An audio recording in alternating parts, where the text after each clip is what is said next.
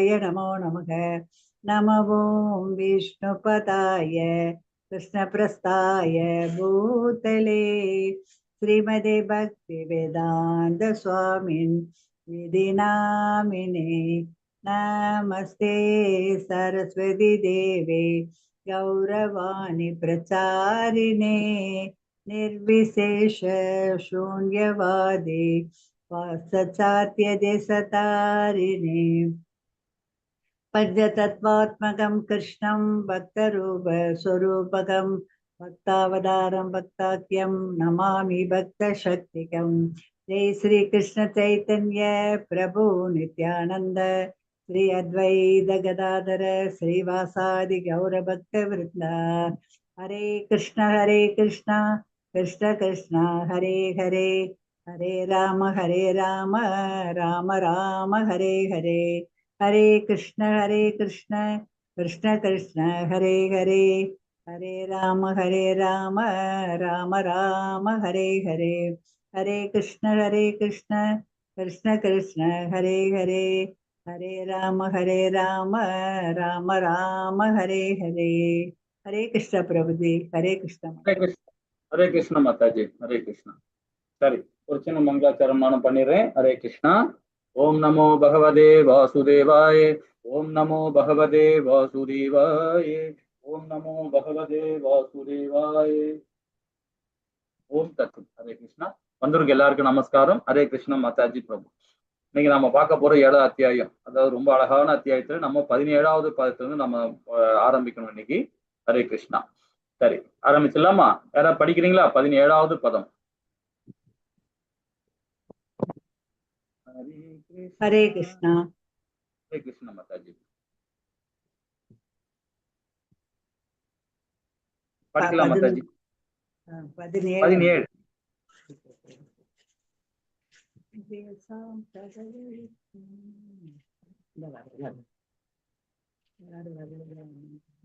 हरे कृष्ण प्रभु जी।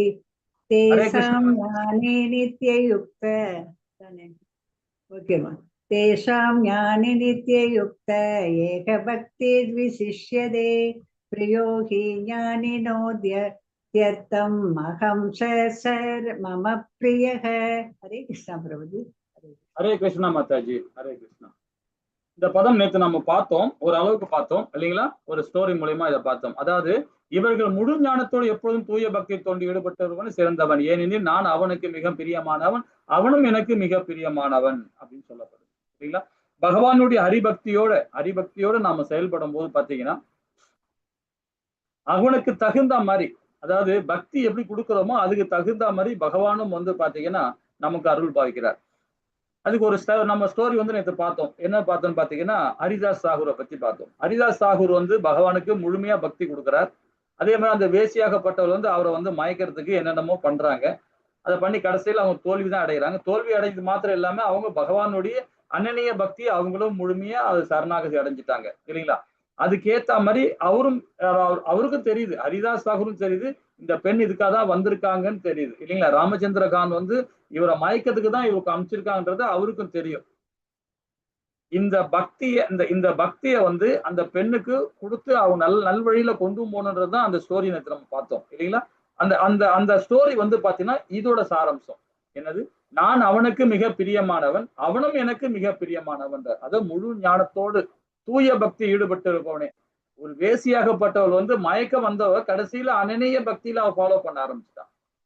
அவ எப்படிப்பட்ட ஞானமா இருந்தாலும் பரவாயில்லை, எப்படிப்பட்ட தீமை காரியம் பண்ணியிருந்தாலும் பரவாயில்லை, ஆனா பகவானுடைய நாமத்தை கேட்க கேட்க என்ன ஆகும் பாருங்க, கண்டிப்பாக அவங்க முக்தி அடைஞ்ச ஆத்மாக்கள் தான் ஆவாங்கன்றது இது அந்த ஸ்டோரி மூலியமாவும் நம்ம தெரிஞ்சுக்கிட்டு பகவானை தான் சொல்ல வர்றார். முழு ஞானத்தோடு ஜட விருப்பங்கள் இருந்து விடுபட்டு இருக்கணும் இல்லைங்களா? கடைசியில அந்த அந்த அந்த வேசியாகப்பட்டதை சொல்றா பாருங்க, பகவானுக்கு நான் தொண்டு பண்ணணும், அதுக்கு நான் என்ன பண்ணணும் அப்படின்னு சொல்றது ஜடத்துவம் வந்து எல்லா சொத்தையும் நீ வச்சிருக்க எல்லா உங்களுக்கு சொந்த பந்தம் இல்லைன்னு சொல்றேன், எல்லா சொத்து பந்தம் எல்லாருக்கும் தானம் கொடுத்துரு, தானம் கொடுத்துட்டு பகவானுக்கு ஹரிபக்தியோட வந்து பக்தி செயல்பாடு அப்படின்றார். அப்ப அந்த அம்மா என்ன பண்ணுது, எல்லா விஷயமும் எல்லா ஜடத்தை வந்து விடுபட்டாங்க. விடுபட்டது முழுமையா பகவானுக்கு அர்ப்பணம் பண்றாங்க தன்னுடைய சேவையை இல்லைங்களா? எப்பொழுதும் தூய பக்தி ஈடுபட்டு இருக்கும் அந்த மாதிரி பக்தர்களுக்கு பகவான் எப்பவுமே அருள் பாவிப்பார் அப்படின்றது இந்த ஸ்லோகம் மூலியமா நம்ம தெரிஞ்சுக்கிறோம் இல்லைங்களா. 18வது பதம் என்ன சொல்றது பாப்போமா. ஹரே கிருஷ்ண மாதாஜி. हरे कृष्ण प्रभु जी। हरे उतार कृष्ण। सर्व ये वैते ज्ञानेत्व आत्मैव मे मतम् आस्तिद सहि उक्तात्मा मां येव अनुत्तमां गतिम्। हरे कृष्ण प्रभु जी। ஹரே கிருஷ்ண மாதாஜி. ஹரே கிருஷ்ண ஹரே கிருஷ்ண. இந்த பதம் என்ன சொல்லுது பாருங்க. இந்த பக்தர்கள் அதாவது முன்னாடி சொன்னார் பாத்தீங்களா அந்த அதாவது 16 17 17 சொன்னார் பாருங்க அது கண்டினியூட்டி தான் இது. இந்த பக்தர்கள் அனைவருமே சந்தேகமின்றி உத்தமர்கள் தான். ஆயினும் என்னை பற்றி ஞானத்தை நிலை பெற்று உள்ளவனை நான் என்னை போலவே கருதுகிறேன். அவன் எனது உன்னத தொண்டில் ஈடுபட்டு இருப்பதால் மிக உயர்ந்த பக்குவ இலக்கான என்னை அவன் அடைவது உறுதி அப்படின்ற அவர் எப்படிப்பட்ட கொள்கை பகவான் வச்சிருக்காரு பாருங்க. ரொம்ப அற்புதமா சொல்றார் இந்த இடத்துல இல்லைங்களா. அதாவது என்னை முழுமையாக சரணடைந்த ஆத்மாக்கள். அப்போ அவர் என்ன சொல்றாருன்னா என்னை போல கருதுகிறேன்றார். பகவானுடைய அம்சம் தான் எல்லா ஜீவராசிகளும் பகவானுடைய அம்சம் தான். இப்ப பகவானுக்கு அனநிய பக்தருடன் என்னை போல கருதுகின்றார். அவர் எனது உன்னத தொண்டு ஈடுபட்டு இருப்பதால் மிக உயர்ந்த பக்குவ இலக்கான அடைகிறார்கள் அப்படின்றது இதுல சொல்ல வர்றார் இல்லைங்களா. அப்போ இப்போ இதோட விளக்கம் பாருங்க. மற்ற மூவரும் சொல்லும் போது இந்த பக்தர்கள் அனைவருமே உத்தமர்கள் தான். 16 17 18 இந்த 3 சொன்னதுலயுமே அப்போ நம்ம 15 16 நம்ம பார்க்கும்போது என்ன பார்த்தோம்னு பாத்தீங்கன்னா 4 பேர் முக்கியமான சொன்னார் பகவான். அது யாருக்கா ஞாபகம் இருக்கா பிரபுஜி? அவங்க வந்து துயருட்டோர், செல்வம் விரும்புவர்கள், கேள்வி அறிவுடையவர்கள், பரம பூர்ண உண்மையை பற்றி அறிய விரும்புவர்கள், பகவான உள்ளவை எதிர்நானே. ஆமா ஆமா. சோ அந்த பக்தர்கள் அனைவருமே உத்தமர்கள் அப்படின்றார் பகவான். என்னை பற்றிய முழு ஞானத்தை நிலை பெற்றவர்கள் எனக்கு மிகவும் பிரியமானவர்கள்ன்றார். அந்த மாதிரி பக்தர்கள். மற்ற மூவருமே சரி. மற்ற மூவர்னா யாருன்னு பாருங்க. ஆசைகளுடனும் ஆசை இல்லாமலும் பகவானு கிருஷ்ணருக்கு தொண்டு செய்ய வேண்டும் என்ற ஆசையுடன் எப்பொழுதுமே கிருஷ்ணர் அணுகுங்கன்றார். இப்ப இன்னும் ஒரு விசேஷமா பார்ப்போம். அந்த 4 பேர் தேனற்றோர், செல்வத்தை விரும்புவோர், நம்ம படிச்சோம் இல்லையா, கேள்வியுடையோர், பூரணத்தை ஞானத்தை தேடுபவர்கள். அதுல இருந்து ஒரு முக்கியமான விஷயம் என்னன்னு பாத்தீங்கன்னா ராமாயணத்துல ஒரு இடத்துல வரும். ரொம்ப அழகான இடம் அது ராமாயணத்துல வர்றது. ராமபிரானும் லக்ஷ்மணனும் வந்து என்ன பண்றாங்க, சீதா பிராட்டி தேடி அங்க போறாங்க. எங்க இலங்கைக்கு போறாங்க. ஒரு ஆளா பாத்துக்கிட்டு எங்க யாரா இருக்கான்னு பாத்துக்கிட்டு போறேன். முதல்ல சீதா பிராட்டி எங்க இருக்காங்கன்னு தெரியல இல்லைங்களா. அப்ப ஜடாயுது மூலமா தான் தெரியுது இங்க இருக்காங்க, இந்த திசையில போயிருக்காங்கன்றது தெரியுது. அதுக்கப்புறமா அவங்க அந்த இடத்துக்கு கிளம்பி போறாங்க. அங்க போன இடத்துல பாத்தீங்கன்னா சுக்கிரனா அங்க வாலியை வந்து தொல்லை கொடுக்குறான். சுக்கிரனை போட்டு அரெஸ்ட் பண்ணி வச்சிருக்கான். உடனே வாலியை கொண்டுட்டு அந்த ராஜ்யத்தை சுக்கிரனுக்கு கொடுக்குறாங்க. சுக்கிரன் கைமாறா என்ன பண்றாரு, உங்க சீதா பிராட்டியை நான் கண்டுபிடிக்கிறதுக்கு நானும் உங்களுக்கு ஹெல்ப் பண்றேன் அப்படின்னு அவர் ஒத்துக்கிறார். ஒத்துக்கிட்ட பிறகு அவங்க 2 பேருமே அவங்க எல்லாருமே வானரமே எல்லாம் கிளம்புறாங்க. அந்த இடத்துல இவரும் வரார், அனுமானும் வரார். அனுமானுக்கு அந்த ஒரு முக்கியத்துவம் கொடுக்கலாம். சரி, இப்போ முக்கியமான இடத்துக்கு வருவோம். இந்த 4 பேர் நம்ம சொல்றோம் பாத்தீங்களா, அந்த இடத்துக்கு வருவோம். இவங்க எல்லாருமே வந்து இலங்கையில தான் இருக்கான்னு கண்டுபிடிச்சிட்டாங்க. கண்டுபிடிச்சிட்ட பிறகு அப்போ இலங்கைக்கு அந்த அங்க வந்து இலங்கை தீவு ஐலாண்டை பார்த்துட்டாங்க. ஆனா இப்ப இந்த கடலை கடந்து போனோம், அதுக்கு என்ன பண்ணலாம் அப்படின்னு சொல்லிட்டு யோசனை பண்ணிட்டு இருக்காங்க. இந்த இடத்துல என்ன ஆச்சுன்னா ராவணன் கிட்ட வந்து அவனோட தம்பி விபீஷணன், அங்க விபீஷணனுக்கும் ராவணனுக்கும் அங்க பிரச்சனைன்னா விபீஷணன் என்ன சொல்றாப்புல, சீதா பிராட்டியை விட்டுடுங்க, அவங்க அதை வந்து பிறர் மனைவி, அவங்க அது மாதிரி நாமும் அந்த மாதிரி செயல் செய்யக்கூடாது அப்படின்னு சொன்னா ராவணனுக்கு பிரச்சனை. ராவணன் என்ன சொல்றான், முடியாது, உன் வேலையை பார்த்துன்னு போ அப்படின்னு. இதனால நம்ம வம்சம் தான் அழியும், நம்மளுடைய இதெல்லாம் அழிஞ்சிருவாங்க, வேண்டாம், ராமபிரானை பத்தி எனக்கு தெரியுது அப்படின்னு சொல்லிட்டு அவருடைய இது சொல்றார் விபீஷணன். ஆனா ஒத்துக்க மாட்டேன்றான். யார், ராவணன் ஒத்துக்க மாட்டான். உடனே என்ன பண்றாங்க, அங்க இருந்து இவங்க எல்லாம் விபீஷணன் என்ன பண்றான், அங்க இருந்து கிளம்பிடுறான் இல்லைங்களா. கிளம்பி நேரா வந்து பகவான் கிட்ட வரான். இவ யாரு பகவானை தேடி வரான். அப்ப பகவானை தேடி வரும்போது கூட அவங்களோட சகாக்களும் வராங்க. யாருடைய விபீஷணோட சகாக்களும் வராங்க. எல்லா அசுரர்களையும் கூப்பிட்டு வரான் விபீஷணன். கூட்டின்னு வரையா எல்லாரும் என்ன அவனுடைய சகாக்களை மட்டும் கூட்டின்னு வரான் ராமபிரானை தேடி வரும்போது. அப்ப அந்த இடத்துல சுக்கிரவன் முதல்ல வந்து ஸ்டாப் பண்றான். சுக்கிரவன் சந்தேகப்படுறான் யாரு விபீஷணனை. என்ன சந்தேகப்படனா இவங்க வந்து அசுரர்கள், எந்த நேரம் வேணாலும் உடனே மாறிடுவாங்க. ஆனா தன்னுடைய அண்ணனோட பார்க்காம அங்க இருந்து இவருக்கு வந்துட்டாருன்னா ஏதோ ஒரு உள்ள ஏதோ பிரச்சனை இருக்கு, அதனால இவங்களை அரெஸ்ட் பண்ணிட்டு இவங்களை கொன்னுடலாம் அப்படின்னு யாரு சுக்கிரவன் சொல்றான், சந்தேகப்படுறான். அப்போ விபீஷணன் என்ன சொல்றாரு, அப்ப அவருக்கு ஒரு பேசுற சுதந்திரம் அவர் ஆகாயத்திலிருந்து தான் பேசுறாரு, கீழே வரல, அவங்க கிட்ட வரல, ஆகாயத்திலிருந்து சொல்றாரு. ஏன்னா ராவணன் வந்து பாத்தீங்கன்னா என்கிட்ட வந்து தகாத முறையில் நடந்துகிட்டாரு. எனக்கு அண்ணனா இருக்கலாம், அண்ணன் வந்து அப்பா ஸ்தானத்துல உள்ளவர். ஆனா அவர் செயல் எல்லாமே வந்து பாத்தீங்கன்னா நாங்க தாங்கிக்கிட்டு தான் நாங்க அவர் கூட இருந்திருந்தோம் இவ்வளவு நாள். ஆனா அவர் ரொம்ப மோசமான நிலைமையில போயிட்டார். பிறர் மனைவியை வந்து அபகரித்து கொண்டு வந்து வச்சுக்கிட்டு அவர் இந்த மாதிரி பண்ணிட்டு இருக்கிறது எனக்கு பிடிக்கல. அதனால நான் அங்க இருந்து மேல அதாவது அதர்மத்தை செய்யணும் எனக்கு இஷ்டம் இல்லை, அதனால நான் வந்துட்டேன் அப்படின்னு சொல்லிட்டு அவருடைய ஒப்பீனியன் கொடுக்குறார். அதே மாதிரி ராமபிரான்ட்ட நான் சரணாகதி அடைகிறேன் அப்படின்னு சொல்லிட்டு விபீஷணன் சொல்றார். அப்போ திருப்பியும் சுக்கிரன் என்ன சொல்றான்னா சந்தேகப்படுறான். என்ன மாதிரி சந்தேகம்னா எதிரி படையில, அதாவது எதிர்நாட்டு படையில எப்படியே சாதகமா பேசி அவங்களோட வீக்னஸ் தெரிஞ்சுக்கிட்டு என்னென்ன வீக்னஸ் இருக்கு, எந்த படைபலம் எப்படி இருக்கு, இதெல்லாம் தெரிஞ்சதுக்காக நீ வந்திருக்கிற அப்படின்னு திருப்பி சுக்கிரன் வந்து சந்தேகப்படுறான். யாருகிட்ட? விபீஷணன் கிட்ட. அப்போ உடனே பகவான் என்ன பண்றாரு, சரி சுக்கிரனோட அவனோட ஒப்பீனியன் சொல்லிட்டாரு. அப்புறம் வானர தலைவர்ல இருக்காங்க இல்லையா, அவங்க எல்லாம் கேட்கறாங்க உங்க அபிப்பிராயம் எல்லாம் சொல்லுங்க அப்படின்னு. இப்ப பட தளபதி இருப்பாங்க, வானரத்துக்குள்ள தளபதிகளா இருக்காங்க. சுக்கிரன் தான் அதுக்கு சக்கரவர்த்தி, இருந்தாலும் எல்லாரையும் கேட்கிறார், ராமபிரான் கேட்கிறார் விபீஷணனை பத்தி சொல்லுங்க அப்படின்னு. அப்ப அவங்கவுங்க ஒரு ஒப்பீனியன் சொல்றாங்க. அது என்ன சொல்றாரு, ஒருத்தன் சொல்றான் ஒரு படை தளபதி, ஆமா மூலையிலும் நீ அறியாது எதுவுமே இல்லை, எங்களுக்கு கௌரவம் தரும் வகையில நட்பான உள்ளத்துடன் தான் எங்களை நீங்க கலந்து ஆலோசிக்கிறீங்க. ராமபிரான் எப்படி எந்த மாதிரி இருக்காருன்றத அவர் ரொம்ப அழகா சொல்றாங்க. நாங்களாம் ஒரு சாதாரண ஒரு பட தளபதிகள் தான், ஆனா எங்களையும் கலந்து ஆலோசிக்கிறீங்க பாத்தீங்களா, உயர்ந்த உள்ளம். அதனால உங்களுக்கு ஞாபக சக்தி நிறைய இருக்கு, உங்களுக்கு நீங்க முடிவு எடுப்பீங்க, அந்த வல்லமை உங்களுக்கு இருக்கு. அதனால எது நல்லது எது கெட்டதுன்னு நீங்க உறுதி செய்யுங்க.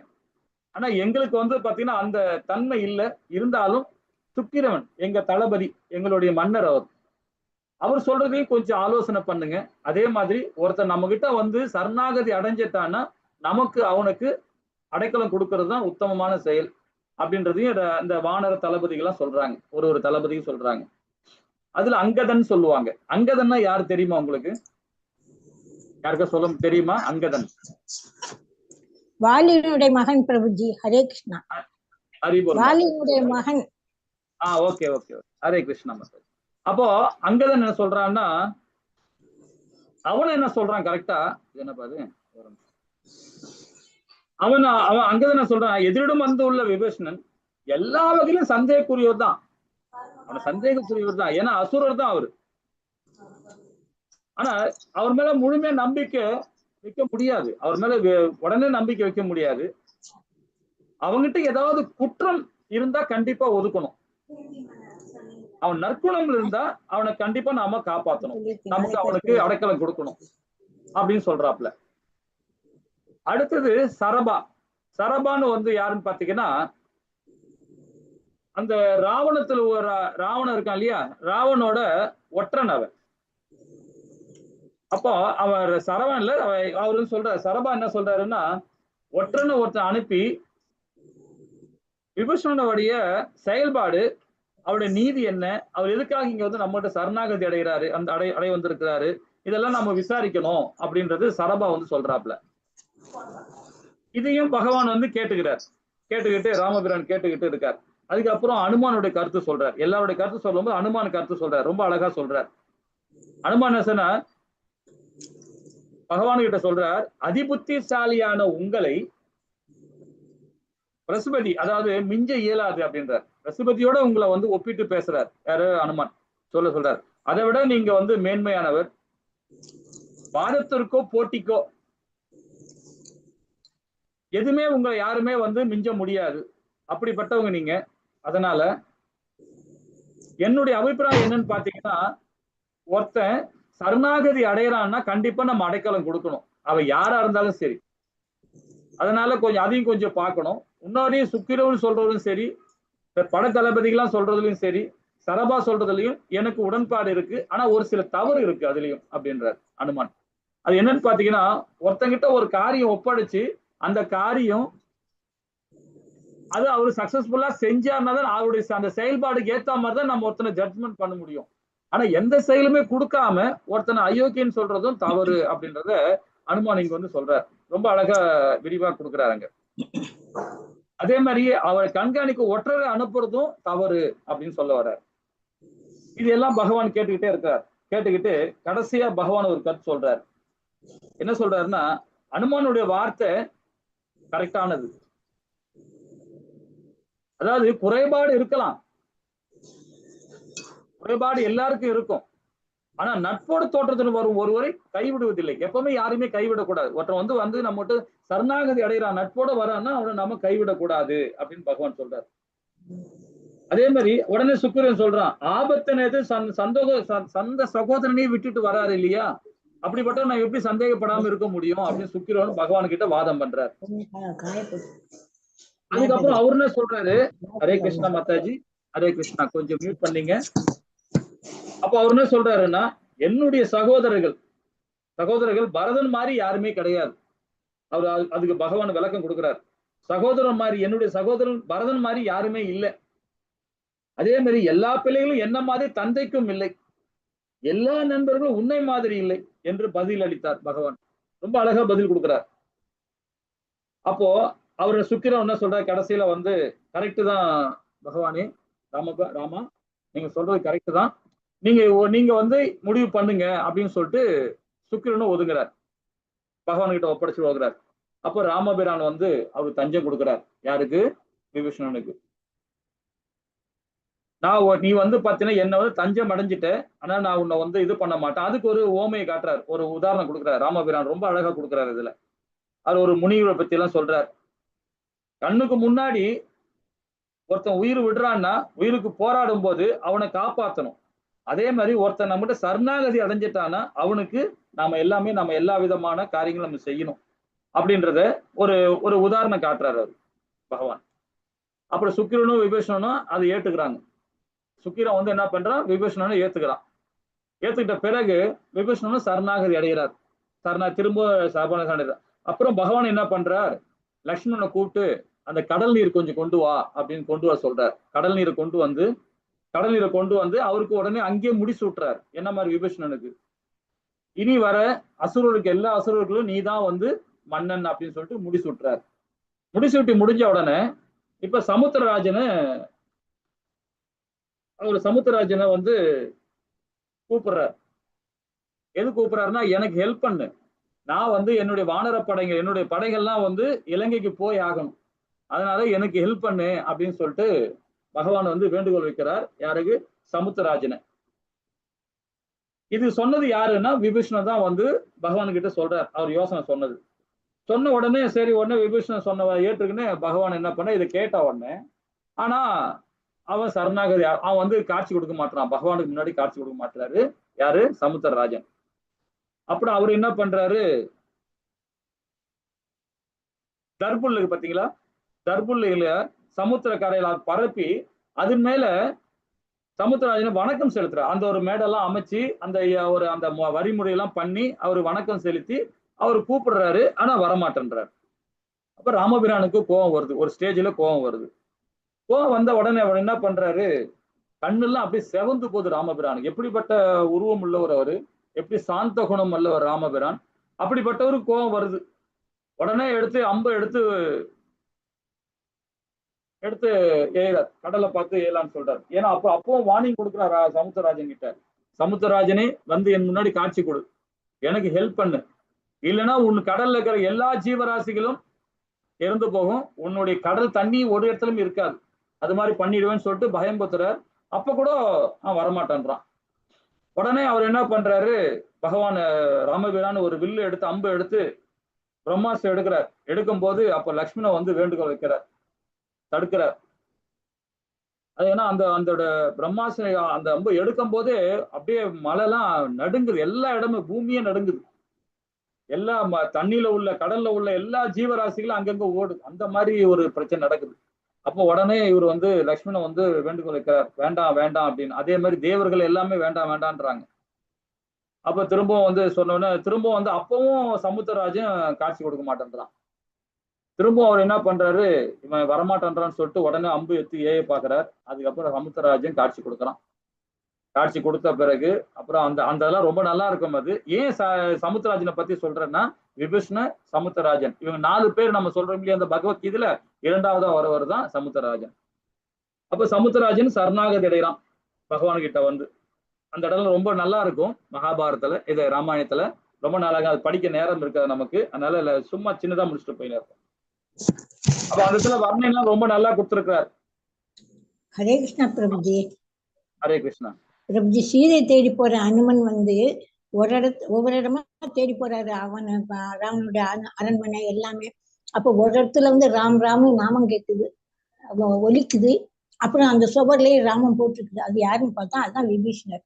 நீ ராவணன், நீ யாரு அப்படின்னு சொல்ற, நான் ராவணன் தம்பி தான், ஆனா நான் அசுரன் கிடையாது, நான் ராமரை வழிபடுறேன் அப்படின்னு சொன்னாரு. இதை ஒரு பாயிண்டா சொல்றாரு அனுமன், அதனால சேர்த்துக்கலாம்னு சொல்லி.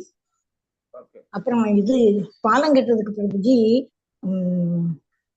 நலன் நீலன்கிற 2 பையங்க எதை எடுத்து தண்ணியில போட்டாலும் மிதக்கும். அதுகளுக்கு ஒரு சாபம் இருக்கு ஏற்கனவே. அதை பயன்படுத்திக்கிட்டு எந்த கல்ல எடுத்து அதுக்கு கொடுக்கும். இவர் ராம் ராம்னு எழுதி கொடுப்பாரு அனிமன் பாலங்கிட்ட, சேதுபந்தனங்கிட்ட. அப்ப இந்த இந்த இந்த 2 பசங்களும் நலன் நீலன் 2 தான் வாங்கி வாங்கி கொண்டு போய் கடல்ல போகணும் அப்படின்னு மிதக்கும் பாலம் கட்டிடுவாங்க. ஹரே கிருஷ்ணா பிரபு. சொல்றேன் மாதாஜி, நான் சொல்றேன் முடிச்சேன்னா போட சொல்லுங்க. அப்ப சமுத்திரராஜன் ஒரு சில டிப்ஸ் எல்லாம் கொடுக்குறார். யாருக்கு? ராமபிரானுக்கு. இப்ப மாதாஜி சொன்னாங்க இல்லையா நலன், அவன் என்ன சொல்றான்னா, சமுத்திரராஜனோட அந்த உண்மையை வந்து வெளிப்படுறான். எப்படி பண்ணா, என் தந்தை சமுத்திரராஜனோட பையன் தான் வந்து நலன், அவன் மேல எனக்கு வந்து இந்த இதெல்லாம் ஃபுல்லா அந்த மிதக்கும் சக்தியை அவரு கொடுக்குறாரு. என் மேல ஏறி நீங்க போலாம், என் மேல ஏறி எல்லா உங்களுடைய எல்லாமே பாலம் மாதிரி அமைச்சு கொடுக்குறேன், என் பையன் நலன் மேல அமைச்சு கொடுக்குறேன், நீங்க அவன் மேல நீங்க தாராளமா நீங்க உங்க படையை கொண்டு போகலாம் அப்படின்னு சமுத்திரராஜன் டிப்ஸ் எல்லாம் கொடுக்குறாரு. உடனே ராமனுக்கு பாதை கொடுத்துட்டான். யாரு? சமுத்திரராஜன். அவன் ஒரு ஹெல்ப் பண்ணிட்டான் பகவானுக்கு. முடிஞ்சுங்களா? இப்போ விபீஷணன் ஒருத்தன், அப்புறம் வந்து காசி இது சமுத்திரராஜன். 3வது பாத்தீங்கன்னா சுகு சாரண அப்படின்னு 2 பேர் இருக்கிறாங்க. இவங்க 2 பேருமே யாருன்னு பாத்தீங்கன்னா ராவணனோட பட தளபதிகள். ராவணன் இருக்கான் இல்லையா, அவன் பட தளபதிகள். ராவணன் என்ன சொல்றான், நீங்க 2 பேரும் போய் ராமபிரானோட அந்த வானர படைக்குள்ள புகுந்து அங்கே அவங்களுடைய படத்தோட வலிமையும் அந்த பலத்தையும் அறிஞ்சிட்டு யார் எந்தெந்த இடத்துல தளபதியா இருக்கிறாங்க, என்னென்ன செயல்பாடு என்ன அப்படின்றத அனுப்பிச்சு விடுறாரு. அவனை போய் ஒற்றனா அனுப்புறார். யார்? ராவணன் அனுப்புறாப்ல. அப்ப சுகுவும் சாரனும் போறாங்க. போய் அதை போகும்போது அந்த இடத்துல வேவு பார்க்க ஆரம்பிக்கும் போது விபீஷணன் கண்ணுல பட்டுடுறாங்க. அவங்க விபீஷணன் தெரியும் இல்லையா, அசுரர்கள் யாரு என்னன்னு தெரியும் இல்லையா. பார்த்த உடனே விபீஷணன் சிறை பிடிச்சிடுறார். பிடிச்சிட்டு கொண்டு போய் ராமபிரான்ட்ட ஒப்படைக்கிறார். இவர் என்ன சொல்றாரு, விபீஷணன் சொல்றாரு, ஓ ராமா, இவர் அசுரர்களும் ராவணின் அமைச்சர்கள் ஒற்றராக இங்கு வந்துள்ளார்கள் அப்படின்னு சொல்லிட்டு இவங்களுக்கு வந்து பாத்தீங்கன்னா எதுக்காக வந்திருக்கிறாங்க, நம்ம ஊர் நம்ம படத்தலைவர் படையெல்லாம் பார்த்து செக் பண்ணிட்டு கொண்டு போய் ஒற்றனா சொல்றதுக்காக வந்திருக்கிறாங்க. அதனால இவங்களை இங்கேயே நாம சிறை பிடிச்சு கொண்டுடலாம் அப்படின்னு சொல்லிட்டு விபீஷணன் சொல்றான். அதுக்கு நீங்க தான் இது பண்ணணும், நான் என்னுடைய செயலை நான் இது பண்ணிட்டேன், நீங்க தான் அதுக்கு முடிவு பண்ணணும் அப்படின்னு சொல்லிட்டு பகவான் கிட்ட ஒப்படைக்கிறார். அப்போ ராமபிரான் என்ன பண்ற, வினோதமா ஒரு கட்டளை கொடுக்கிறார். என்ன கட்டளை கொடுக்குறாருன்னா, உங்களால முழு படையும் பார்க்க முடிஞ்சுதா அப்படின்னு கேட்கிறாரு. யார்கிட்டயும் சுகுகிட்டையும் சாரணகிட்டையும் கேட்கிறாரு. வந்த வேலை முடிஞ்சுதா? அப்படி முடிக்கலைன்னா கூட பரவாயில்ல, விபீஷணனையும் சுக்கிரனையும் அனுப்புறேன், கூட அனுப்புறேன். எல்லா படையும் போய் விசாரிங்க, பாருங்க எல்லாத்தையும், எங்க எல்லா படையும் பார்த்துட்டு வந்து உங்களோட ஒப்பீனியனை நீங்க போய் அங்க போய் சொல்லுங்க. சொல்றதுக்கு முன்னாடி நான் சொல்றதையும் கொஞ்சம் சொல்லிடுங்க போய். எங்க படத்தை அதாவது என் பலத்தை நம்பி சீதை தூக்கி சென்றான் இல்லையா, அதாவது அவன் பலத்தை நம்பி அவன் சீதை தூக்கி போயிட்டான் ராவணன். ஆனா நான் என்னுடைய பலம் உனக்கு ஒன்றும் தெரியல, அதனால நான் உள்ள வந்துட்டேன்னா அதோட அவனுக்கு அவ்வளவுதான் அப்படின்ற ஒரு வார்னிங் கொடுக்கிறார் யார், ராமபிரான். இது அந்த இடத்துல வர்ணனை ரொம்ப நல்லா இருக்கும், அது நமக்கு ரொம்ப உள்ள போக வேண்டாம், டீப்பா போக வேண்டாம். அப்போ இங்க சுகுவும் சரி சாரனும் சரி இவங்க 2 பேருமே என்ன பண்றாங்கன்னா பகவான் கிட்ட சரணாகதி அடைகிறாங்க.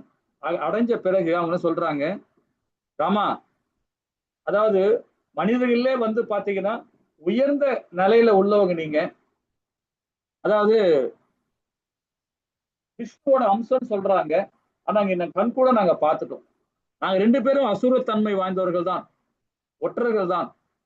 ஆனா எங்க படையை வந்து பாரு, உன் வேலை முடிஞ்சிச்சா அப்படின்னு சொல்லிட்டு, அது இல்லாம வந்து ராஜ உபநோஷமோட எங்களை அனுப்பிச்சு திருப்பி அனுப்புறீங்க பாத்தீங்களா, நீங்க உத்தமர், உங்க வந்த காரியம் நல்லபடியா முடியும்னு சொல்லிட்டு அசுரத்தன்மை வாழ்ந்தவர்கள் சொல்றாங்க. அவர்கிட்ட சரணாகதி அடைஞ்சிட்டு எனக்கு உயிர் பிச்சோட நாங்க பரவாயில்ல, நாங்க உங்ககிட்ட சரணாகதி அடைஞ்சோம், எனக்கு அதுவே போதும், அதுவே புண்ணியம்னு சொல்றாங்க 2 பேருமே. யாரு? சுக சாரணம்.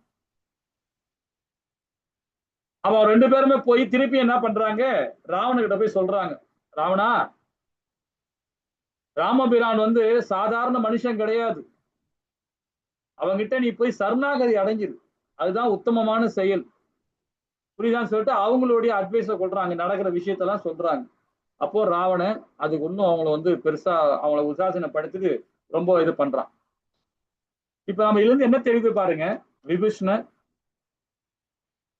சரிங்களா, அப்புறம் வந்து பாத்தீங்கன்னா சமுத்திரராஜன், சுகு, சரணன், இவங்க 4 பேருமே வந்து பாத்தீங்கன்னா அசுரத்தன்மை வாய்ந்தவர்கள் தான். அதாவது அசுரத்தன்மை வாய்ந்தவர்கள்னா சமுத்திரராஜனும் சொல்ல முடியாது, ஆனா அவனுடைய இயல்பு அது, சமுத்திரராஜனோட இயல்பு வந்து அசுரத்தன்மை வாய்ந்தது தான், அதோட இயல்பு தான். இவங்க 4 பேருமே பகவான் கிட்ட சரணாகதி அடைஞ்ச பிறகு அவங்க உத்தம கதி அடைகிறாங்க. அது மாத்திரம் இல்ல, பகவானுடைய குண அதிசயங்கள் பாருங்க, ரொம்ப அழகா சிறப்பா வந்து பகவான் அவங்க அந்த நற்கதியை கொடுக்கிறாரு அவங்களுக்கு. அது போல நாம எல்லாமே பௌதிகவாதிகள் தான், ஆனா பகவான் கிட்ட சரணாகதி அடைஞ்சு நம்ம பக்தியை கொடுக்கணும்னு ஆரம்பிச்சோன்னு வச்சுங்களேன், இந்த 4 பேருமே எப்படி அவங்க மோட்சம் அடைகிறாங்க, அவங்களுடைய செயல்பாடை மாத்திக்கிட்டாங்களோ அது மாதிரி நம்மளால மாத்த முடியும். நம்ம எல்லாருமே கர்மிகள் தான், அந்த ஸ்தானத்திலிருந்து நம்ம வெளியே வரணும் இல்லைங்களா. நம்மளுடைய ஆசைகள் இருக்கும், நிறைய இருக்கும், எல்லா விதமான ஆசைகள் தான், அதெல்லாம் கண்ட்ரோல் பண்ணணும். கண்ட்ரோல் பண்ணி பகவானுக்கு தொண்டு செய்யணும், பகவானுக்கு ஏதாவது வகையில நம்ம பகவானுக்கு தொண்டு செய்யணும் இல்லைங்களா. அதுக்கும் பாருங்க வேதங்கள்ல ஒண்ணு சொல்லப்பட்டிருக்காங்க. என்ன சொல்லப்பட்டிருக்காங்க பாத்தீங்கன்னா, நம்ம தாய் தந்தரை, அதே மாதிரி நம்ம பெத்த குழந்தைங்க, நம்ம மனைவி, கணவன், இவங்க எல்லாருமே நாம வந்து நம்மளுடைய கடமையை நாம செய்யணும், சரிவர பண்ணும். தாய் தந்தரையே நம்ம கரெக்டா கண்ட்ரோல், நம்ம வந்து அவங்கள நம்ம கண்ட்ரோல் வச்சிருக்கணும். கண்ட்ரோல்னா எப்படி, நம்ம கண்ட்ரோல் கிடையாது, அவங்கள பாதுகாப்பு கொடுக்கணும். பிள்ளைகளை நல்ல தன்னுடைய அதாவது அவங்களுடைய கடமையே செய்ய வைக்கணும். நம்ம கடமை என்ன, அவங்க நல்லபடியா அவங்களுக்கு வேதங்களை கற்றுக் கொடுத்து, ஆன்மீக ஞானத்தையும் வேத ஞானத்தையும் கொடுத்து, அவங்க நல்லபடியா ஒரு உத்தியோகத்துல உட்கார வச்சு அவங்களுக்கு திருமணம் பண்ணி கொடுக்குறது நம்மளுடைய கடமை, நம்மளுடைய தர்மம் அது இல்லைங்களா. அதெல்லாம் நம்ம செயல்படணும். செயல்பட்டு அதுக்கப்புறமா 50 வயசுக்கு அப்புறம் கண்டிப்பா வனப்பிரச வாழ்க்கை வாழும். இது நம்ம அழகா கீதையில சொல்லப்பட்டிருக்காங்க இல்லைங்களா. அந்த பக்குவம் அடையும் போதுதான் அந்த 4 விதமான கேள்வியுடையோர், பூரணத்தை ஞானத்தை தேடுபவர்கள், செல்வத்தை விரும்புவோர், இந்த 4 பேருமே அந்த செயல்பாடுக்கு உகந்தது. அது யாரு, எல்லாமே நமக்குள்ளே அசுரத்தன்மை இருக்கு. நம்ம ஸ்ரீல பிரபுபாதா வந்து ரொம்ப அழகா இது விளக்கம் கொடுக்கிறாரு இந்த இதை வச்சு இல்லைங்களா. சரி, 19வது பதம் என்ன சொல்லுது பாப்போமா. ஹரே கிருஷ்ணா மாதாஜி.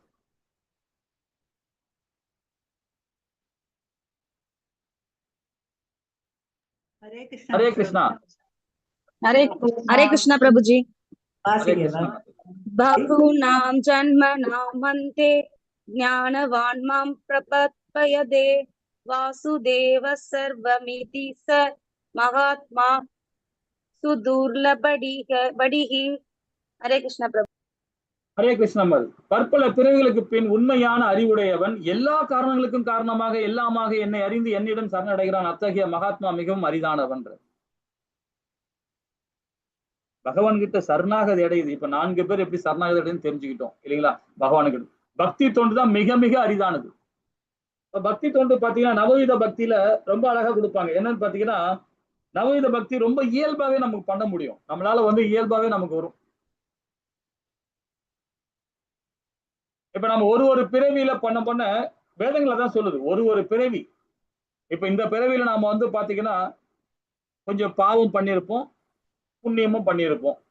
அதே மாதிரி இப்ப அடுத்த பிறவி பாத்தீங்கன்னா ஒரு அளவுக்கு நாம புண்ணியம் பண்ணியிருக்கும் போது பாத்தீங்கன்னா நமக்கு ஏதாவது ஒரு நன்மை காரியம் கிடைக்கும். இப்ப பகவத்கீதை படிக்கிறோம், ஸ்ரீமத் பாகவதம் படிக்கிறோம், வேதங்களை படிக்கிறோம். அப்போ அதை படிக்க படிக்க நாம என்ன பாருங்க புண்ணிய காரியங்கள் செயல்பட ஆரம்பிச்சிருவோம். அப்ப நம்ம அடுத்த பிறவி நல்ல ஒரு குடும்பத்துல பிறப்போம், ஒரு கல்வியாள குடும்பத்துல பிறக்கிறோம். அப்ப அந்த பிறவியில பாருங்க இன்னும் கொஞ்சம் மேன்மையா நம்ம செயல்படுவோம். ஏன்னா சூட்சம உடல் இருக்கு இல்லையா? சூத்திர உடல் தான் அழிஞ்சு போச்சு, சூட்சம உடல் கிடைக்குது இல்லையா? அந்த செயல்பாடு அப்படியே அங்க வரும்.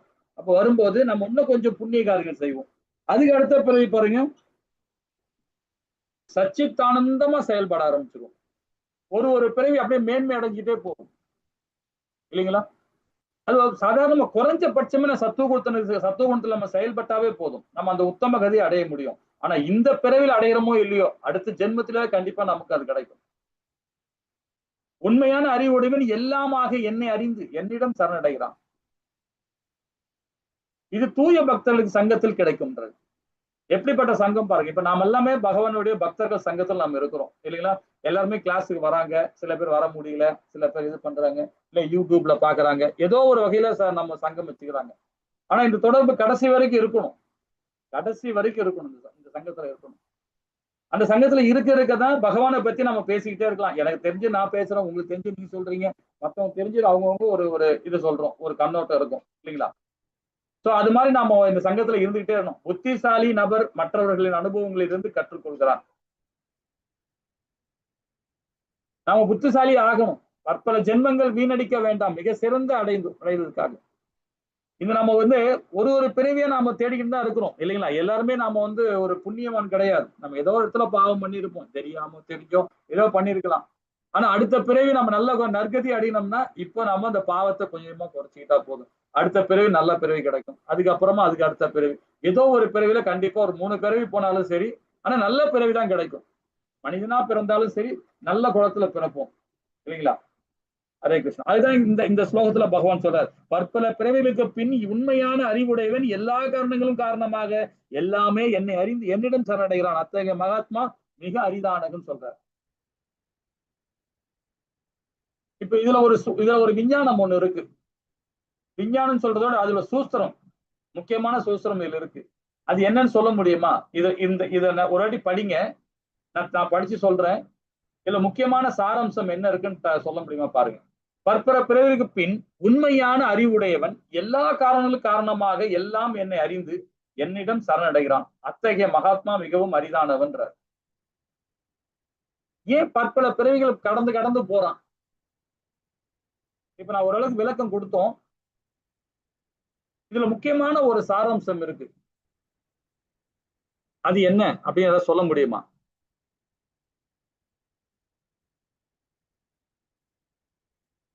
ஏன் அடுத்த பிறவி நமக்கு கிடைக்குது?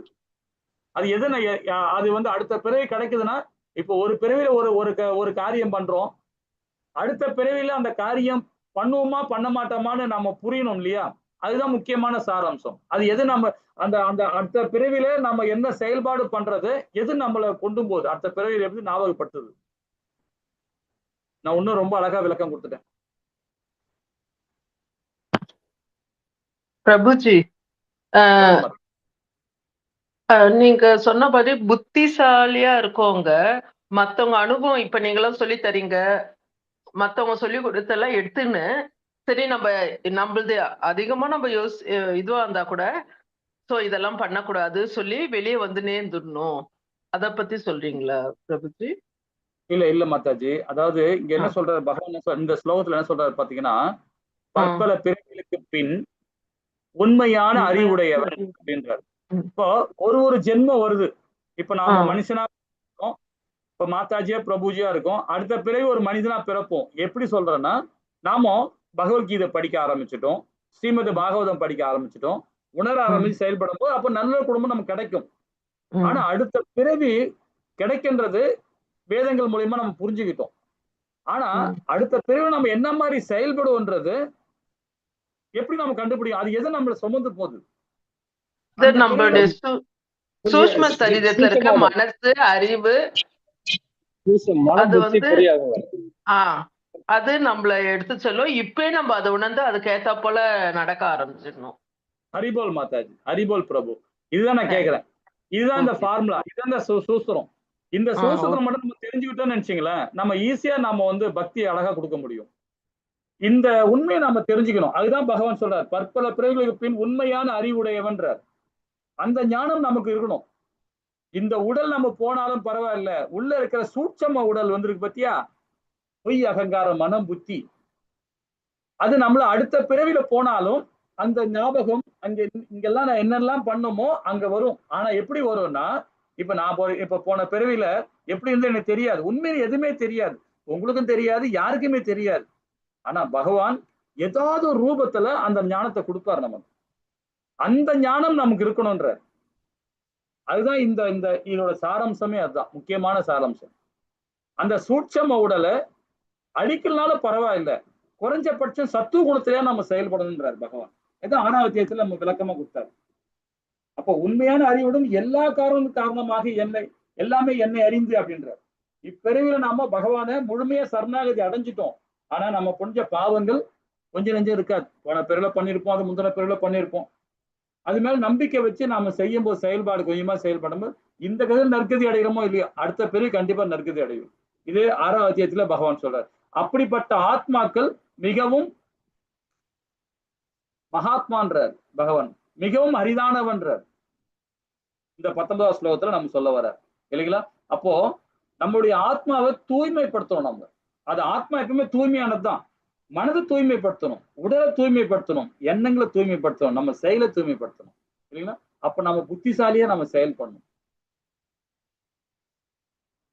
ஹரே கிருஷ்ணா. 20வது பதம் என்ன சொல்றது பாப்போமா? ஹரே கிருஷ்ணா மாதாஜி. ஹரே கிருஷ்ணா பிரபு. ஹரே கிருஷ்ணா. பதம் 20. காமைஸ்தைஸ்தைர்ஹ்ருதஜ்ஞான பிரபத்யந்தேன்யதேவதா தம் தம் நியமமாஸ்தாய பிரகிருத்ய நியதா ஸ்வயா. ஹரே கிருஷ்ணா பிரபு. ஹரே கிருஷ்ணா மாதாஜி. ஹரே கிருஷ்ணா. ஹரே கிருஷ்ணா. இதுல ஜட ஆசைகள் அறிவை இழந்தவர்கள் தேவர்களும் சரணடைந்து தங்களை இயற்கைக்கு ஏற்ற வழிபாட்டு முறைகளையும் நியமங்களையும் பின்பற்றுகின்றனர். இப்ப நீங்க ஏற்கனவே லெவல் 1ல படிச்சிருப்பீங்க இத பத்தி. அதே மாதிரி இதே நம்ம லெவல் 2ல வந்து கர்மயோகத்துல நம்ம பகவான் ரொம்ப அழகா கொடுத்திருக்கிறார். கர்மயோகத்துல 3வது அத்தியாயத்துல தேவர்கள் வழிபாடை பத்தி கொடுத்திருக்கிறார். நீங்க படிச்சிருப்பீங்கன்னு நினைக்கிறேன், ஞாபகம் இருக்கான்னு தெரியல. சரி, இதோட சாராம்சம் என்ன? இது உங்களுக்கு என்ன மாதிரி நீங்க புரிஞ்சிருக்கிறீங்க? யாராவது விளக்க முடியுமா? ஜடை ஆசைகள் அறிவை இழந்தவர்கள் தேவர்களும் சரணடைந்து தங்களது இயற்கைக்கு ஏற்ற வழிபாட்டு முறைகளையும் நியமங்களையும் பின்பற்றுகின்றன.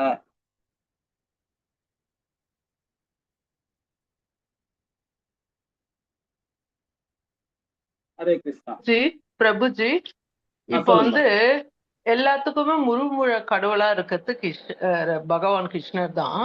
ஆனா நம்ம வந்து சின்ன சின்ன ஆசையில வந்து சிவபெருமானையோ, பிரம்மாவையோ, அம்மனையோ, இல்ல மழை, அது போல பஞ்சபூதங்களையோ வழிபட்டு இதுவே போதும் அப்படின்னு நினைச்சிட்டு இப்படியே இந்த இடத்துலயே நம்ம உட்காந்துருக்கோம். அடுத்த ஸ்டெப் கடைசியா நம்ம போக போது எப்படியும் வைகுண்டம் தான். அப்படி அந்த வைகுண்டம் தான் நம்மளுடைய எய்மா இருக்கணும். அதை விட்டு நம்ம இங்க இருக்க அந்த இந்த நடுநிலை உலகத்துல இருந்து ஒரு 7 உலகத்துல இருக்க அந்த சிவன், பார்வதி அத போல இடத்துலயே நம்ம நின்னுன்னு இருக்கோம் அப்படின்னு சொல்லதான் நினைக்கிறேன் பிரபுஜி. அவ்வளவுதான் எனக்கு தெரியுது. ஹரே கிருஷ்ணா மாதாஜி, அழகா சொன்னீங்க மாதாஜி. ஹரே கிருஷ்ணா. சரி, இப்ப மாதாஜி சொன்னாங்க, உங்களுக்கு ஏதாவது இதுல புரியல இருக்குங்களா? ஏதாவது உங்களுக்கு எந்த அளவுக்கு நீங்க புரிஞ்சிருக்கிறீங்க? அதாவது ஜட ஆசைகளின் அறிவை இழந்தவர்கள் தேவர்களும் சரணடைந்து தங்களை இயற்கை ஏற்ற வழிபாடு முறைகளும் நியமங்களை பின்பற்றுகின்றனர். சரி, இப்ப இதுல விளக்கம் என்ன சொல்றாரு பாருங்க. நம்ம ஸ்ரீல பிரபுபாதா, நம்மளுடைய ஆச்சாரிகள் என்ன சொல்றாங்க?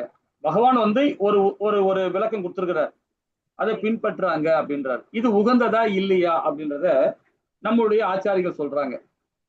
ஏன் தேவர்களும் சரணடைகிறார்கள் அப்படின்னு பாத்தீங்கன்னா, பகவானே சொல்றார். என்ன சொல்றாரு? குறைந்த அறிவுடையவர்கள்ன்றார், ஜட ஆசைகளை நிரம்பி பெற்றவர்கள் அப்படின்றார், உடனடியாக பலனுக்காக. ஏன்னா தேவர்கள் வழிபாடு பண்ணும் போது பாத்தீங்கன்னா உடனே நம்ம பலன் கிடைக்கும். இதுதான் உண்மை இல்லைங்களா? தேவர்களை குளிமை அவங்கள வந்து நம்ம உற்சாகப்படுத்தி அவங்களுக்கு சரணாகதி அடைஞ்சோம்னா கண்டிப்பா உடனே பலன் கிடைக்கும். ஆனா அது நிரந்தரமான்னு பார்த்தா கிடையாது. அது நிரந்தரமா வராது, கிடைக்காது. அது தற்காலிகமானது தான். அது அந்த பலன் வந்து நமக்கு தற்காலிகம் தான். ஏன்னா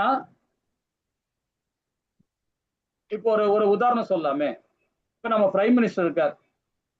இப்போ நம்ம இந்தியாவோட பிரைம் மினிஸ்டர், அவர் கீழே இருக்கவங்க நிறைய கேபினெட் மினிஸ்டருங்க நிறைய பேர் இருக்கிறாங்க இல்லைங்களா? அவங்களுக்கு கீழே வந்து பாத்தீங்கன்னா ஒரு கலெக்டர் இருப்பார். அதே மாதிரி இப்போ ஒரு மாநில முதலமைச்சர் இருக்கிறாங்க. ஒரு மாநில முதலமைச்சர் பாத்தீங்கன்னா கீழே வந்து பாத்தீங்கன்னா கலெக்டர் இருப்பாங்க. கலெக்டர் கீழே இருக்கும் சப் கலெக்டர், அதுக்கப்புறம் தாசில்தார் இருப்பாரு. இந்த மாதிரி ஒருத்தரா இருப்பாங்க. இப்போ நம்ம ஒரு வியூ ஆபீஸ்கிட்ட போய் ஒரு பட்டாவுக்கு ஏதோ ஒரு அப்ளிகேஷன் போடுறோம், ஏதோ ஒன்று கேட்கறோன்னா அவர் என்ன பண்ணுவார்? அவருடைய என்ன சக்தி இருக்கோ அதுதான் அவர் செய்ய முடியும் இல்லைங்களா? ஒரு கலெக்டருக்குள்ள வேலையை அவரால் செய்ய முடியாது. ஒரு வியூ ஆபீசர் என்ன பண்ணுமோ அதுதான் அவர் பண்ணுவார். அதே மாதிரி ஒரு தாசில்தார் என்ன பண்ணுமோ அதுதான் அவர் பண்ணுவார். ஒரு கலெக்டர் என்ன செய்ய முடியுமோ அதான் பண்ணுவார். ஒரு மினிஸ்டர் என்ன பண்ண முடியுமோ அதான் பண்ணுவார். ஆனா பகவான் அப்படி கிடையாது. இவங்க எல்லாமே தேவர்கள் தான். அவங்கவுங்களுக்குள்ள என்னென்ன செய்ய முடியுமோ அதுதான் கொடுப்பாங்க. ஆனா அதே வந்து பகவான் முழுமுழு கடவுளாக கிருஷ்ணர் இருக்கும்போது அவர்கிட்ட நம்ம சரணாகதி அடையும் போது பாத்தீங்கன்னா முழுமையா நமக்கு வந்து எல்லா விதமான ஞானம் கிடைக்கும், முக்தி கிடைக்கும். இப்ப அவங்க தேவர்களை வழிபாடு பண்ணும்போது பாத்தீங்கன்னா அப்ப தேவலோகம் தான் போகும். நம்ம அவங்கவுங்க லோகத்தான் போகும். போனாலும் திரும்பி இங்கதான் வந்து ஆகணும். திரும்பவும் இதே பூலோகம் தான் சரியா? ஆனா உடனே நமக்கு பலன் கிடைக்கும். உடனே நம்ம பலன் கிடைக்கும்.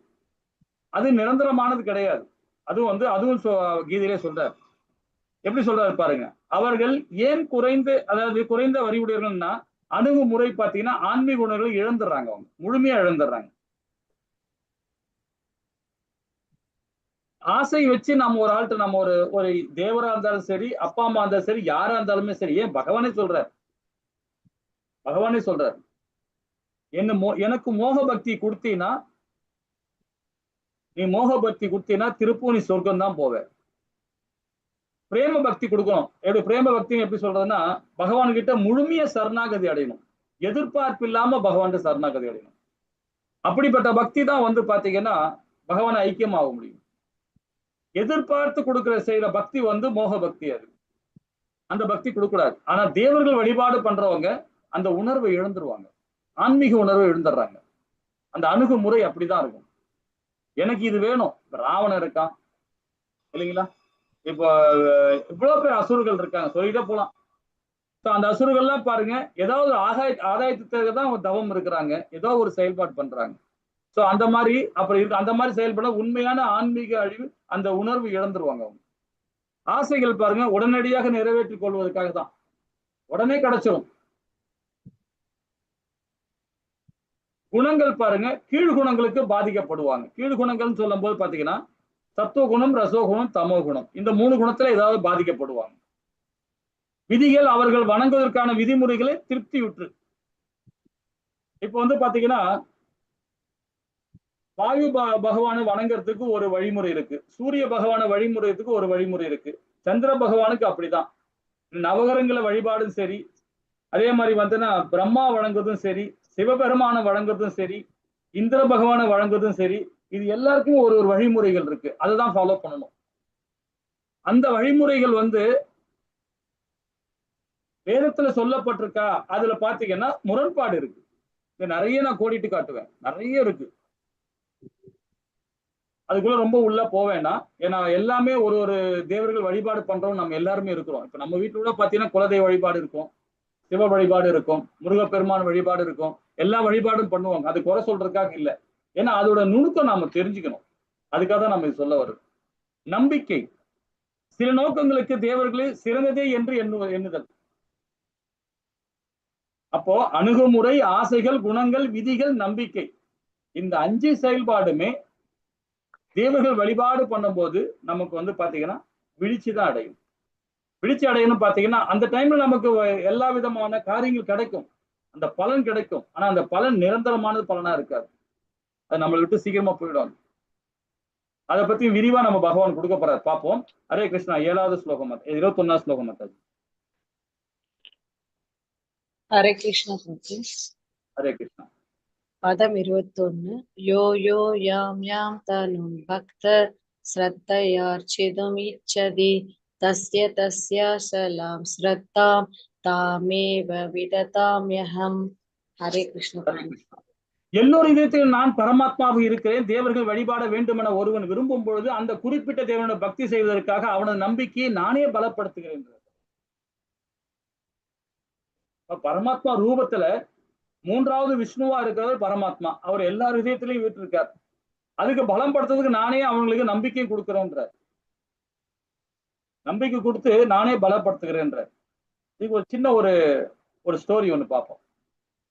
இந்த ஸ்டோரி மூலியமா நமக்கு அதை வந்து நம்ம நல்லா புரிஞ்சுக்க முடியும், ஏன் நம்ம தேவர்கள் வழிபாடு பண்றோம் அப்படின்றது. நரோத்தம தாஸ் சொல்லிட்டு அதாவது நரோத்தம தாஸ் தாகூரார் சொல்லிட்டு ஒரு ஆச்சாரி இருக்கிறார்.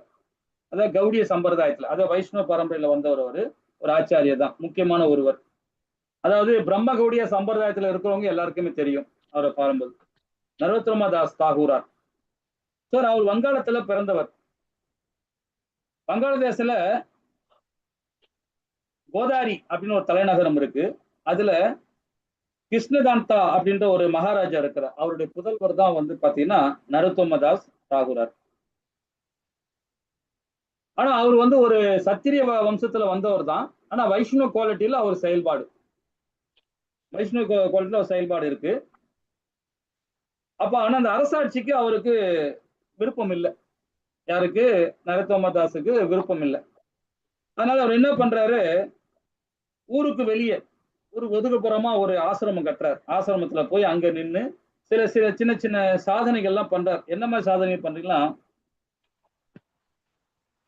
பக்தி, அதாவது பகவானுக்கு அனநியா பக்தி கொடுக்கறது, இந்த பகவத்கீதையை பிரச்சாரம் பண்றது, வேதங்களை பிரச்சாரம் பண்றது, உபநிஷங்களை சொல்லி கொடுக்கறது, இந்த மாதிரி சின்ன சின்ன விஷயங்கள்லாம் பண்றார். அதுக்கப்புறம் என்ன பண்றாரு, பிருந்தாவனம் போறார். அங்க போன உடனே சீனிவாச ஆச்சாரியார், அப்புறம் வந்து சியாமனந்த பண்டிட், இவங்க 2 பேருமே இருக்கிறாங்க. இது இல்லாம ஸ்ரீல ஜீவ கோசாமி, அவருடைய பக்தி பாதையில இவங்க 3 பேரையும் தலைமை தாங்கி ஸ்ரீல ஜீவ கோசாமி கிட்ட பக்தி பாதையில பின்பற்றார். யாரு? போன்ல அவரு நாளைக்கு. அப்போ அந்த மாதிரி இருக்கும்போது பாத்தீங்கன்னா இவர் முக்கியமான ஒரு சகா. அவர் யாரு? நரோத்தம தாஸ். அப்போ ஒரு நாள் என்ன பண்றாரு, அதாவது நரோத்தம தாஸும் சரி, ராமச்சந்திர கவிராஜன் ஒருத்தர் இருக்கார். அவரும் வந்து அவங்க 2 பேருமே வந்து ரொம்ப க்ளோஸ், ரொம்ப ஃப்ரெண்டு. அவங்க 2 பேரும் வைஷ்ணவர். ஒருத்தர் சத்திரியர், ஒரு சாதாரண ஒரு வைஷ்ணவர் பிராமணன். ஸோ இவங்க 2 பேருமே என்ன பண்றாங்க, ஏன்னா கல்கட்டாவில் இப்போ ஃபேமஸ் என்னன்னு பார்த்தீங்கன்னா துர்கா பூஜைக்கு அங்க எப்பவுமே வந்து விசேஷமா வந்து பலியிடுவாங்க. ரொம்ப விசேஷமா இருக்கும் அந்த ஊர்ல, அதாவது வெஸ்ட் பெங்கால். அப்ப அந்த மாதிரி இருக்கும்போது பாத்தீங்கன்னா 2 சிறுவர்கள் என்ன பண்றாங்க, ஆடுகளையும் எரும மாடுகளையும் கூட்டுன்னு போறாங்க. அப்ப இவங்க 2 பேரும், நரோத்தம தாஸும் ராமச்சந்திர கவிராஜனும் 2 பேரும் பாக்குறாங்க, இந்த சின்ன பிள்ளைகள் அத துர்கா பூஜைக்கு பலியிடுறதுக்காக இந்த மிருகத்தை கொண்டு போறாங்களே, இது தவறான செயல். இந்த 2 சிறுவர்களுக்கும் நம்ம எப்படி அதை சொல்றது, சொன்னா ஏத்துப்பாங்களா அப்படின்னு 2 பேருமே யோசனை பண்றாங்க. பலியிடக்கூடாது இல்லையா, இவங்க பலியிடுறாங்களே, இவங்க நம்ம சொன்னா டைரக்டா சொன்னா அவங்க எப்படி ஏத்துப்பாங்களான்னு கேக்குறாரு. அப்ப 2 பேருமே தீர்மானிக்கிறாங்க, சரி நம்ம நேரடியா சொன்னா அவங்க ஏத்துக்க மாட்டாங்க, அதனால அவங்க காதுபட நம்ம ஒரு ஒரு டிராமா ஒண்ணு பண்ணுவோம் அப்படின்றாங்க 2 பேருமே. அவங்க நடந்து போயிட்டு இருக்காங்க, அந்த 2 சிறுவர்களும் பின்னாடி இவங்க போறாங்க. மாடுகளும் ஆடுகளும் முன்ன போகுது, பின்னாடி இந்த பசங்க போறாங்க 2 பேரும். இது பின்னாடி இவங்க 2 பேரும் பேசிக்கிட்டே வராங்க. என்ன பேசுறாங்க பாத்தீங்கன்னா, சாஸ்திரங்களை வந்து காளிக்கு பலி கொடுத்து அனுமதிக்கப்படுது அப்படின்னு ஒருத்தர் சொல்றார். 2 பேர்ல ஒருத்தர் சொல்றார் அனுமதிக்கப்பட்டுள்ளது, அதனால என்ன தவறு அப்படின்னு வாதமிடுறாங்க 2 பேருமே. ஆனா 2வது என்ன சொல்றாரு மற்றவரு, உண்மைதான் பலி கொடுப்பது சாஸ்திரங்களில் அனுமதிக்கப்பட்டுள்ளதுதான், ஆனால் மந்திரங்கள் தெளிவாக உச்சரிக்கணும். யாகம் செய்து பலி கொடுப்பதை சாஸ்திரங்கள் கூறியுள்ளது அப்படின்னு ஒருத்தர் சொல்றாரு, மற்றவர் சொல்றாரு. அப்போ அதனால பலியிட்ட ஜீவன் உயர்கதி அடைய முடியும் இல்லைங்களா. இப்போ ஒருத்தர் பகவானுக்கு அந்த அந்த சாஸ்திர சம்பிரதாயத்தை ஃபாலோ பண்ணி அந்த மந்திரங்களை சொல்லி அந்த அந்த அந்த உயிரை வந்து பலியிடும் போது, அந்த விலங்கு பலியிடும் போது அந்த ஆத்மா நற்கதி அடையும், அதாவது பகவான் கிட்ட போய் சேரும், முக்தி அடையும். அதுக்காக கரெக்டா ஃபாலோ பண்ணணும் அப்படின்னு சொல்லிட்டு 2 பேரும் பேசுறாங்க. அப்போ அவர் என்ன சொல்றாரு, மனம் போன போக்குல பலி கொடுப்பது சாஸ்திரங்கள் அனுமதிப்பு இல்லை அப்படின்னு ஃபர்ஸ்ட் உள்ளவர் சொல்றாரு. அப்படின்னா இப்போ மந்திரங்களை சொல்லி பலி கொடுப்பது தவறு அல்லவா, தவறு இல்லை இல்லையா, தவறு இல்லைல்ல, தவறு இல்ல. அப்போ 2வது சொல்றாரு, செய்யலாம் பலி கொடுக்கலாம், ஆனா இந்த கலிகாலத்துல அது பண்ணக்கூடாது. அது எப்போன்னு பாத்தீங்கன்னா சத்திய யுகத்துல, ராக யுகத்துல, இந்த 3 யுகத்துலதான் அந்த மாதிரி செய்வாங்க. கலியுகத்துல அது மாதிரி பண்ணக்கூடாதுன்றது வேதம் சொல்லுது அப்படி 2வது சொல்றாரு. அது அனுமதிக்கிறது கிடையாது அப்படின்றாரு. அப்போ பலி கொடுப்பது சாஸ்திரப்படி தவறு இல்லையா அப்படின்னு முதல் 2 பேருமே பேசுறாங்க. அப்போ ஒரு வைஷ்ணவ தீர்மானத்தில் என்ன பலன், தேவர்கள் வழிபடுவது ஒன்றுதானே என்று வாதத்தை ஆரம்பிக்கிறாங்க. இப்ப அந்த சாப்டரை முடிச்சுட்டாங்க. 2வது தேவர்கள்ட்ட வராங்க. அப்ப எல்லா தேவர்களும் வழிபடுவது ஒன்று அல்ல. இப்போ வைஷ்ணவ தர்மத்துல என்ன பலன், எல்லா தேவர்களும் வழிபடுவது ஒன்றுதானே என்று அந்த வாதத்தை திருப்பி வைக்கிறாங்க. அப்ப எல்லா தேவர்களும் வழிபடுவது ஒன்று அல்ல. இது பகவத்கீதையிலேயே எந்த தேவரை வழிபடுகிறாரோ அந்த தேவரை அடைவார் என்று குறிப்பிடப்படுகிறது. அப்படி 2 பேருமே வந்து அந்த பிள்ளைகள் காதுல விழுற மாதிரி, சிறுவர் காதுல விழுற மாதிரி அவங்க சொல்றாங்க. அப்போ பகவான் என்ன சொல்றார், இதே அத்தியாயத்துல 21, 22 சொல்றார், 17வது அத்தியாயத்துல அதை குறிப்பிடுறாங்க. அந்த அந்த 2 பேரும் குறிப்பிடுறாங்க. யாரு, நரோத்தம தாசும் சரி, கலிராஜனும் சரி, 2 பேரும் சொல்றாங்க. 7வது அத்தியாயத்துல 21, 22 பதத்துல பகவான் அதான் சொல்றார், என்னை எப்படி வழிபாடு பண்றாங்களோ அதுக்கேத்த மாதிரி அவங்களுக்கு நான் பலன் கொடுக்குறேன் அப்படின்னு சொல்றாரு அப்படின்னு சொல்றாங்க. அப்ப முதலாவது சொல்றாரு, அப்ப யாரை வழிபட்டால் என்ன, எங்க சென்றால் என்ன, அதுக்கு பதில் கொடுக்கிறார். 2வது என்ன சொல்றாரு, பிரம்மலோகம் வரை பிரம்மா வழிபட்டா பிரம்மலோகம் போகும். அப்ப பிறப்பு இறப்புன்னு பார்த்தீங்கன்னா திருப்பி இந்த பூமியில் தான் பிறக்க போறோம்.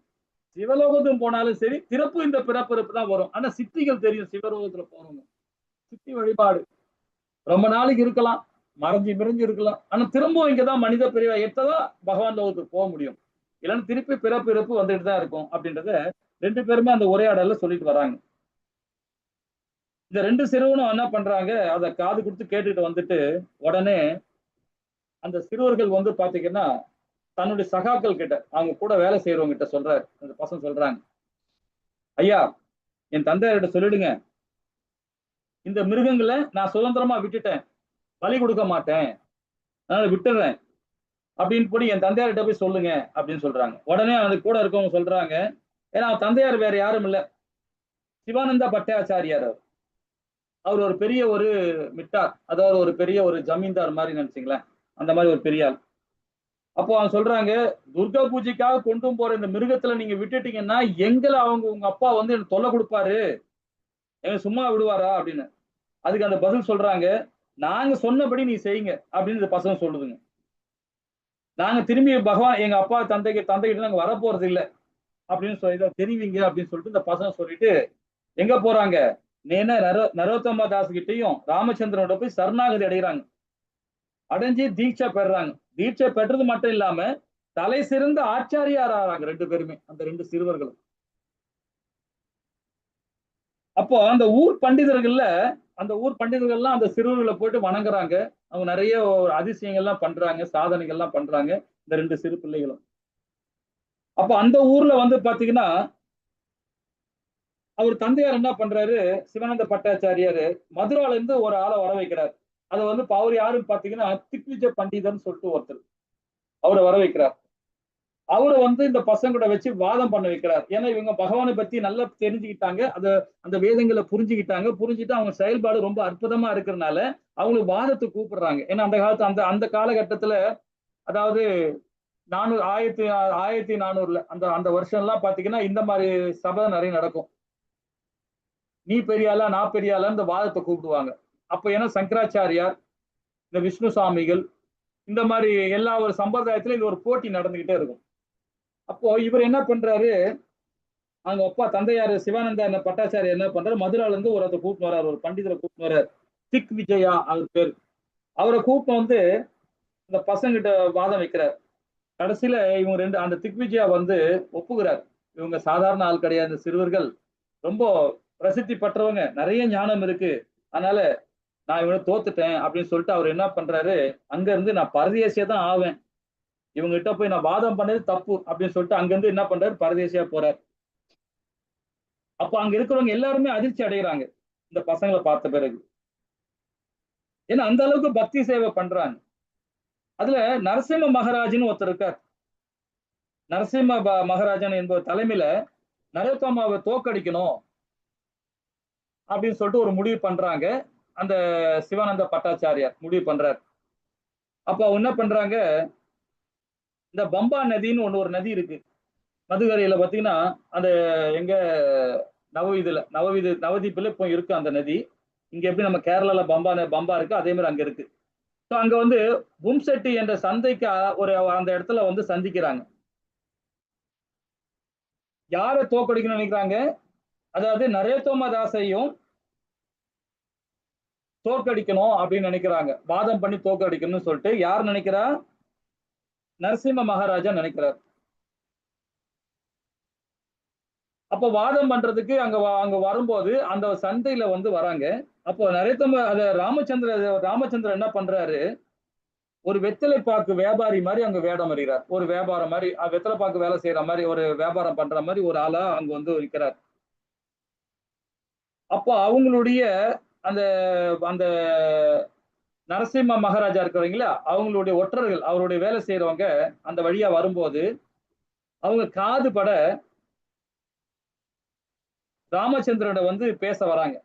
எப்படி பேச வராங்கன்னா, இந்த ஊர்ல நரோத்தம தாசன் ஒருத்தர் இருக்காரமே, அவர் வாதம் பண்றதுக்காக நாங்கெல்லாம் வந்திருக்கிறோம், நரசிம்ம மகாராஜா வந்திருக்கிறாரு, நாங்களுடைய சகாக்கள் தான் நாங்க அப்படின்னு சொல்லிட்டு அந்த வெத்தலை வியாபாரி கிட்ட பேசுறாங்க. அப்ப வெத்தலை வியாபாரி யாருன்னு பாத்தீங்கன்னா, அதான் ராமச்சந்திர தாஸ். அவர் ராமச்சந்திரன், கங்காதரனும் ஒருத்தர், கங்கா நாராயண சக்கரவர்த்தின்னு ஒருத்தர் இருக்காரு. அவங்க ரெண்டு பேருமே ஒரு வியாபாரி மாதிரி அங்க வேஷம் போட்டு உட்கார்ந்துட்டு இருக்காங்க. இவங்க கேட்கறாங்க பேசும்போது. அங்க என்ன நடக்குது பாத்தீங்கன்னா, ரொம்ப அழகா பகவானை பத்தி இலக்கணம், அதாவது சமஸ்கிருத இதுல வந்து ராமச்சந்திர வந்து பாத்தீங்கன்னா ரொம்ப பண்டிதர். காசிராஜன் வந்து ஒரு பண்டிதர். நம்ம அந்த நல்ல அழகா வந்து சொற்பொழி ஆற்றுவார் இதுல வந்து. அதே மாதிரி கங்காதரனும் சரி, அவரும் வந்து கங்கா நாராயணனும் சரி, ரெண்டு பேருமே வந்து சமஸ்கிருதத்துல ரொம்ப புலமை வாய்ந்தவர்கள். இந்த மாதிரி இருக்கும்போது பாத்தீங்கன்னா,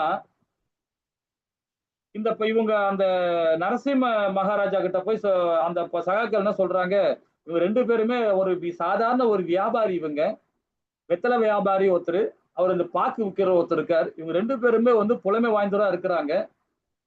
அப்போ இதை விட அவங்களை யாருன்னு நான் கேட்டேன். இந்த புலமைலாம் உங்களுக்கு இந்த மாதிரி விஷயம் எங்க யார்கிட்ட தெரிஞ்சுக்கிட்டோம், குரு யாருன்னு கேட்டதுக்கு நரோத்தம தாஸை பத்தி சொல்றாங்க அப்படின்னு சொல்லிட்டு நரசிம்ம அவர்கிட்ட போய் சொல்றாங்க, மகாராஜா சொல்றாங்க. அப்போ நரசிம்ம மகாராஜா யோசனை பண்றார், ஆஹா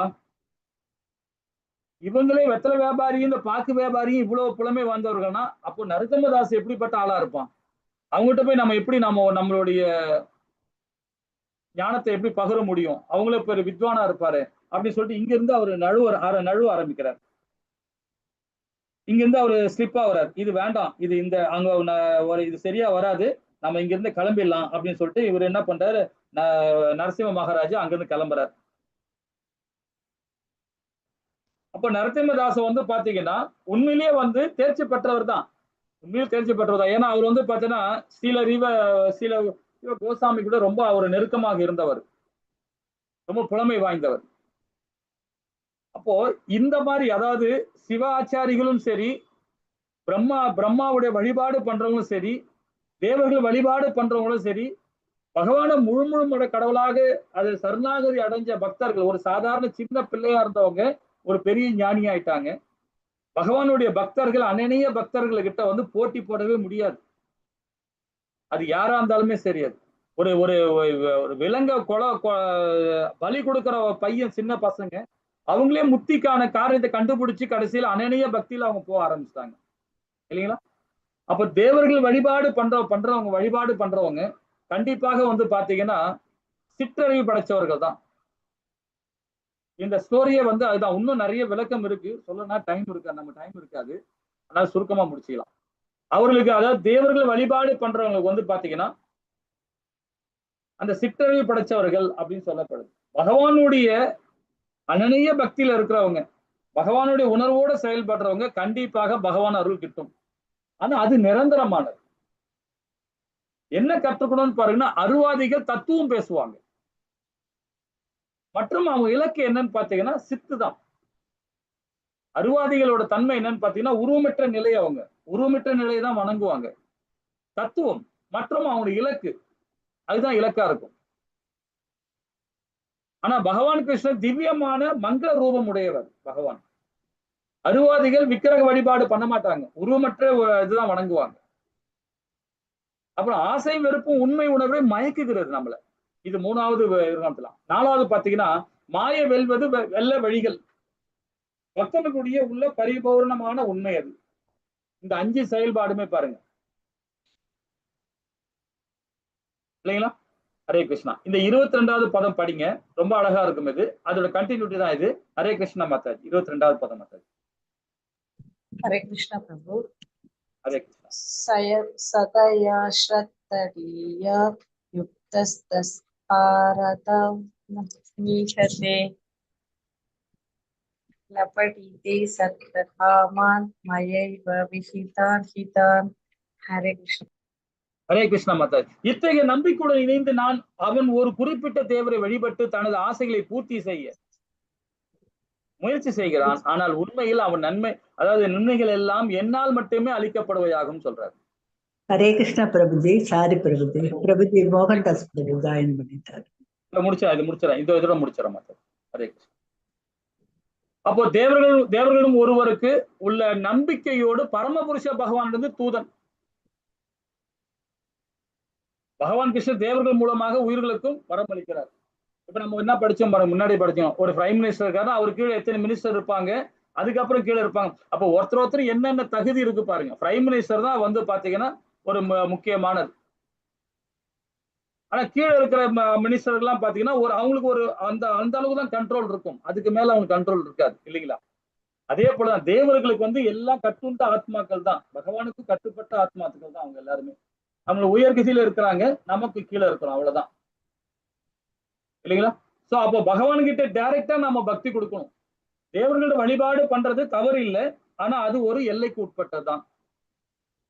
அப்போ பௌதிக விஷயங்களை விரும்பி கேட்பது தூய பக்தி அல்ல. பௌதிக விஷயங்கள் கேட்பது தூய பக்தியே அல்ல. பகவானை பத்தி பேசுறது, பகவானை பற்றிய வைபவத்தை பேசுறது, அவருடைய புராணங்களை தெரிஞ்சுக்கிட்டு அந்த புராணங்களை தெரிஞ்சு நம்ம பேசுறது, இந்த மாதிரி விஷயங்கள் நம்ம ஈடுபாடா இருக்கணும். ஸ்ரீமத் பாகவதம், ஸ்ரீமத் பகவத்கீதை, 18 புராணங்கள், உபநேசங்கள், இதெல்லாம் நம்ம படிச்சுக்கிட்டே இருந்தாவே போதும். பௌதிக விஷயங்கள் தூய பக்தி அல்ல இல்லைங்களா? சரி, 23வது ஸ்லோகம் திங்கட்கிழமை பார்ப்போம். ஹரே கிருஷ்ணா. வாஞ்ச கல்பத்தராய கிருப சிந்தேவ சபனான பாவனி வைஷ்ணவி நமோ நமக.